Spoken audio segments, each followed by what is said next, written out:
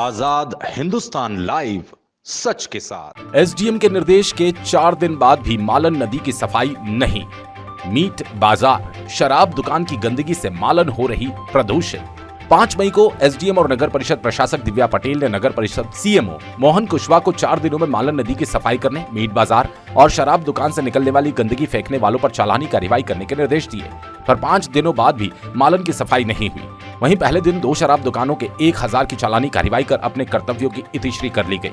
5 मई को नगर परिषद आई मंडलेश्वर एसडीएम व नगर परिषद प्रशासक दिव्या पटेल के सामने जब मालन नदी का मामला आया तो उन्होंने परिषद सीएमओ मोहन कुशवाहा को 4 दिवस में मालन नदी की सफाई करने, मालन नदी में गंदगी फैलाने वालों पर त्वरित चालानी कार्रवाई करने के निर्देश दिए।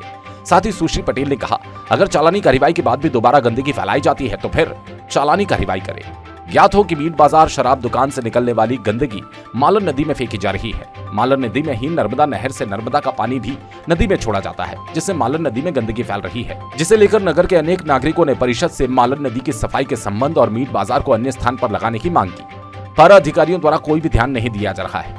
45 दिन पूर्व भी इस संबंध में एसडीएम से बात की थी, तब उन्होंने गंदगी फैलाने वालों को नगर परिषद से नोटिस देकर कार्रवाई करने की बात कही थी, पर कार्रवाई नहीं हुई। तो बुधवार को एसडीएम के परिषद पहुंचने पर इस मामले में सीएमओ मोहन कुशवाहा को चालानी कार्रवाई करने के लिए निर्देशित किया, जिसके बाद परिषद कर्मचारियों ने देशी और अंग्रेजी शराब दुकान का 1000 रुपए का चालानी कार्रवाई की। पर प्रतिदिन मीट बाजार और शराब दुकानों से मालन नदी में गंदगी फेंकी जा रही है।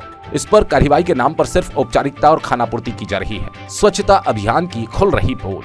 एक और केंद्र सरकार, राज्य सरकार स्वच्छता अभियान पर लाखों करोड़ों खर्च कर रही है। दूसरी तरफ नगर परिषद खुद स्वच्छता अभियान से कोसों दूर होकर खुद ही नगर में स्वच्छता की पोल खोलती नजर आ रही है।